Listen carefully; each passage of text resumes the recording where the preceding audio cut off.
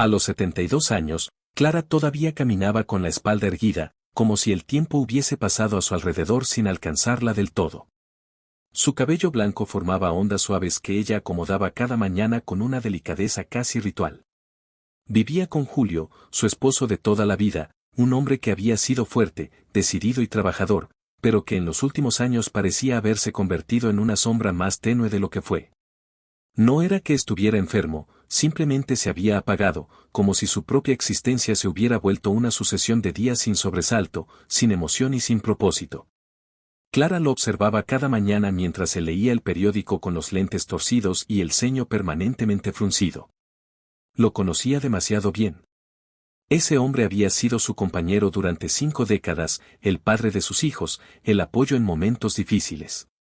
Pero desde hacía un tiempo, la intimidad entre ellos se había vuelto un recuerdo lejano, algo que ambos evitaban mencionar. Las noches eran silenciosas, y las manos que antes se buscaban ahora descansaban cada una de su lado. En el edificio contiguo vivían Tomás y Lucía, una pareja también mayor, pero con una relación distinta. Se habían casado jóvenes, igual que Clara y Julio, pero su convivencia estaba marcada por tensiones que nunca terminaron de resolverse. Lucía era una mujer activa, de sonrisa apasionada, que disfrutaba de bailar, moverse, experimentar cosas nuevas. Tomás, por el contrario, era reservado, serio, amante de las rutinas inquebrantables. Muchas veces, cuando discutían, sus voces se filtraban por las ventanas abiertas del pasaje común. Clara y Lucía se habían hecho amigas casi sin proponérselo. Coincidían en la terraza del edificio mientras colgaban la ropa o cuidaban de las plantas. Con el tiempo, comenzaron a tomarse té en las tardes, compartiendo confidencias que parecía que ninguna de las dos había tenido oportunidad de pronunciar en décadas. Una tarde de otoño, mientras el viento soplaba hojas secas contra la baranda de hierro, Lucía miró a Clara con una expresión distinta, más seria de lo habitual. ¿Alguna vez sentiste que lo que fuiste en tu juventud vuelve a despertarse?, preguntó, bajando la voz como si temiera ser escuchada. Clara no respondió enseguida. Le resultó extraña la pregunta, aunque en el fondo llevaba tiempo haciéndosela a sí misma. Había días en los que su cuerpo parecía recordarle lo que era vibrar con una sensación que creía olvidada. No era exactamente deseo por un hombre, era deseo de vida, de sentirse viva, vista, valorada. Supongo que sí, contestó finalmente. Como si una parte de ti hubiera estado dormida mucho tiempo. Lucía sintió con un suspiro, mirando hacia su departamento, donde Tomás se movía como una figura silenciosa entre las sombras. A veces creo que él no me ve, dijo. No como soy ahora, ni como fui antes. Simplemente, mira a través de mí. Clara sintió un peso similar en el pecho. Comprendía perfectamente ese sentimiento. Julio la trataba con cariño, sí, pero un cariño que parecía destinado a un mueble antiguo, no a una mujer de carne y memoria. En esos días, comenzó a frecuentar la biblioteca del barrio, un hábito que había abandonado hacía años. Allí conoció a Rafael, un hombre delgado, de barba cuidadosamente recortada y ojos vivaces a pesar de sus 75 años. Era voluntario y organizaba un club de lectura para adultos mayores.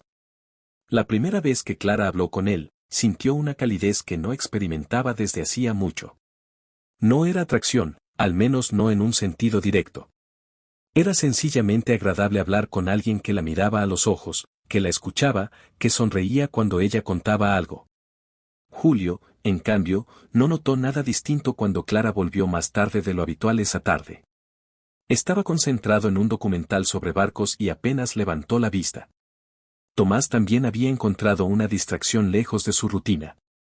Un médico le había recomendado caminar más, y en esas caminatas matutinas conoció a Estela, una mujer viuda que paseaba a un perro diminuto pero lleno de energía. Estela era simpática, conversadora, y tenía un don especial para hacer reír incluso a quienes parecían demasiado serios. Tomás se sorprendió a sí mismo sonriendo más en esas caminatas que en semanas completas dentro de su casa. La risa, descubrió, se sentía extrañamente liberadora. Sin embargo, tanto Clara como Tomás sabían que había una línea difusa entre una amistad y otra cosa, una línea que no querían cruzar, aunque la sola existencia de la tentación añadía un matiz inesperado a sus días. Lucía, que no era ingenua, notó cómo Tomás regresaba de sus caminatas con una expresión diferente. No era infidelidad, lo sabía, pero sí algo que hacía años no veía en él, entusiasmo. Aquello la desconcertaba y la hería. No porque temiera perderlo, sino porque nunca había conseguido despertar ese brillo en él. Por su parte, Julio comenzó a sospechar que algo en Clara había cambiado. No era un hombre celoso, pero sí observador. Ella se arreglaba un poco más antes de salir, se ponía aquel perfume olvidado, y sus ojos parecían más vivos. Una noche, mientras cenaban en silencio, la miró por encima de sus lentes. «Últimamente sales bastante», dijo sin intención acusatoria. Clara se tensó y luego relajó los hombros. «Solo voy a la biblioteca. Me hace bien leer, conversar». Julio asintió, pero en su interior apareció un malestar que no reconocía del todo. No era rabia. Era miedo. Miedo de no saber en qué lugar de la vida de su esposa estaba él. Aquella misma noche, Lucía llamó a la puerta de Clara con los ojos brillosos, a punto de llorar. Entró sin esperar invitación y se dejó caer en la silla del comedor. «No sé qué me pasa», dijo. «No puedo seguir viviendo como si nada. Quiero algo más, algo que no sé cómo describir. Siento que me estoy ahogando». Clara le tomó la mano, comprendiendo demasiado bien esas palabras. Mientras afuera caía la noche, ambas mujeres compartieron silencios que decían más que cualquier confesión. Las dos estaban en una etapa de la vida en la que muchos creían que ya no quedaban sorpresas, pero descubrían que el deseo por ser vistas, escuchadas, tocadas emocionalmente, volvía con una fuerza inesperada. Julio, en su habitación, repasaba mentalmente cada gesto reciente de Clara, sintiendo un impulso desconocido por recuperarla. Tomás, en su sala, recordaba la risa de Estela y se preguntaba si realmente estaba prohibido disfrutar de algo tan simple como sentirse acompañado. Y así, mientras la ciudad dormía, 4 personas mayores, unidas por años de rutina y silencios, comenzaban a sentir que algo profundo se movía bajo la superficie de sus vidas. Algo que despertaba lo que creían perdido. Algo que podía unirlos o destruirlos. Algo que parecía, de algún modo, inevitable. Los días siguientes parecieron avanzar con una tensión silenciosa que ninguno de los 4 sabía cómo nombrar. Clara seguía asistiendo al club de lectura de la biblioteca, donde las conversaciones con Rafael se volvían más profundas y sinceras. Él tenía una manera tranquila de ver la vida que la hacía sentirse ligera, a salvo de las presiones y la monotonía de su hogar. Había en sus palabras un reconocimiento hacia su humanidad, no solo hacia su rol de esposa y madre. Una tarde, después de la reunión, Rafael la acompañó hasta la puerta. No caminaban tomados de la mano, pero la cercanía entre ellos era evidente.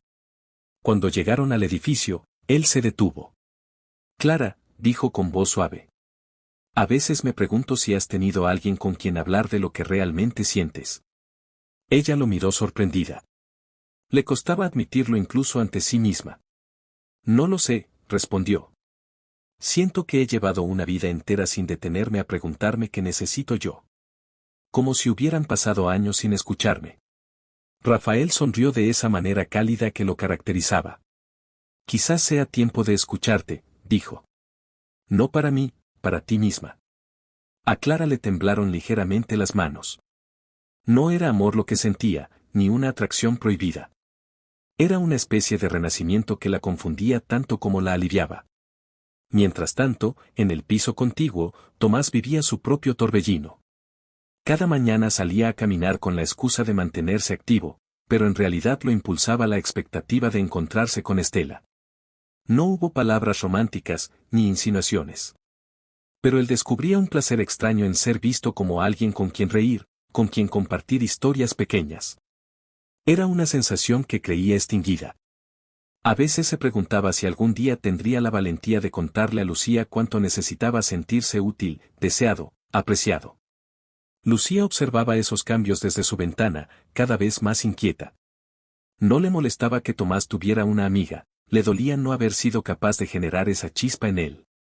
Sentía que la vida la había llevado por caminos donde siempre había tenido que luchar por ser tomada en serio, por mantener su energía, por conservar algo de alegría. Sin embargo, esos últimos meses se sentía más sola que nunca. Una noche, decidió hacer algo que llevaba tiempo posponiendo, hablar con él. Lo encontró sentado en el sillón, sin televisión encendida, como si estuviera atrapado en sus propios pensamientos. Tomás, dijo acercándose. ¿Podemos hablar un momento? Él levantó la mirada, sorprendido. Claro. Lucía se sentó a su lado, aunque mantuvo cierta distancia, como si temiera acercarse demasiado. Te he visto distinto últimamente, empezó. Más contento, más animado, y eso me alegra. Pero también me duele no saber qué lugar ocupo en tu vida ahora. Tomás respiró hondo. Nunca había sido un hombre de emociones expuestas, pero esa vez sintió que no podía seguir guardándose todo. Lucía, yo nunca quise apartarte. Simplemente, a veces siento que todo es demasiado. Que ya no sé quién soy fuera de las rutinas que sigo desde hace años. Con Estela solo, hablo. Me siento escuchado. No hay nada más. Lucía tragó saliva. No era celos lo que sentía, sino una punzada de tristeza. No quiero prohibirte nada, dijo. Solo quiero saber si todavía hay algo en ti que me vea a mí.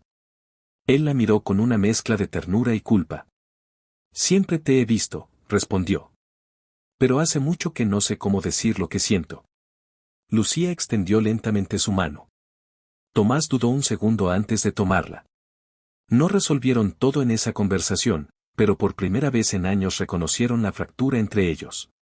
En el departamento de al lado, Clara y Julio también enfrentaban su propio abismo. Julio había comenzado a observar a su esposa con más detenimiento. Notaba la luz diferente en sus ojos, la manera en que caminaba con paso más seguro, la forma en que se arreglaba sin motivo aparente. Una noche, mientras ella preparaba té en la cocina, él se acercó con una sinceridad que hacía mucho no mostraba. «Clara, ¿estás bien conmigo?», preguntó. Ella se detuvo. Las palabras la tomaron desprevenida. Se giró despacio y lo miró, viendo en él algo que había olvidado, vulnerabilidad. «Estoy tratando de estar bien conmigo misma», respondió. «Y no sé si lo estoy logrando». Julio bajó la mirada. «Tienes derecho», dijo. «Quizás, me quedé demasiado quieto.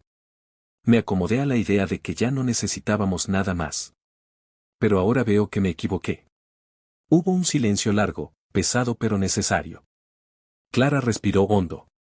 «No quiero alejarme de ti, Julio. Solo quiero sentir que la vida sigue, ¿sabes? Que todavía hay cosas que puedo descubrir». Él asintió, tragando emociones que no sabía expresar. «¿Puedo intentar acompañarte en eso?», preguntó tímidamente. Clara sintió un pinchazo de ternura. Era la primera vez en mucho tiempo que Julio mostraba un deseo claro de acercarse. No respondió con palabras, solo tomó su mano. No sabía si eso bastaría, pero era un comienzo. A medida que avanzaban los días, las 4 vidas parecían moverse en direcciones paralelas. Cada uno enfrentaba su propio renacer, sus miedos, sus deseos ocultos. Y, sin embargo, algo inesperado los volvió a unir, un viaje comunitario organizado por la biblioteca del barrio para adultos mayores, una excursión al campo.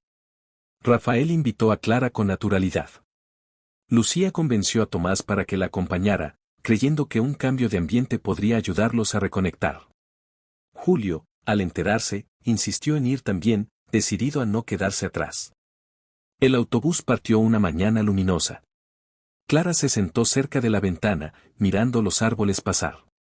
Julio, con torpeza, eligió el asiento junto a ella. Tomás y Lucía se ubicaron unas filas más atrás. Rafael saludó a todos con una sonrisa amplia.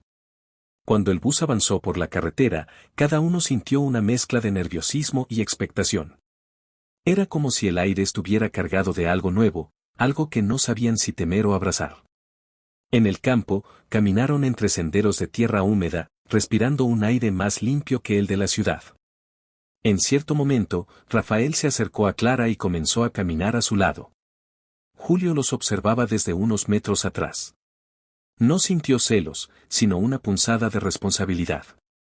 Comprendió que si quería recuperar ese espacio en el corazón de su esposa, debía esforzarse de verdad. Lucía, por su parte, tomó el brazo de Tomás mientras atravesaban un puente de madera. Esta vez, Él no lo retiró. La miró con una expresión tranquila, como si comprendiera que estaban en un terreno donde podían empezar de nuevo.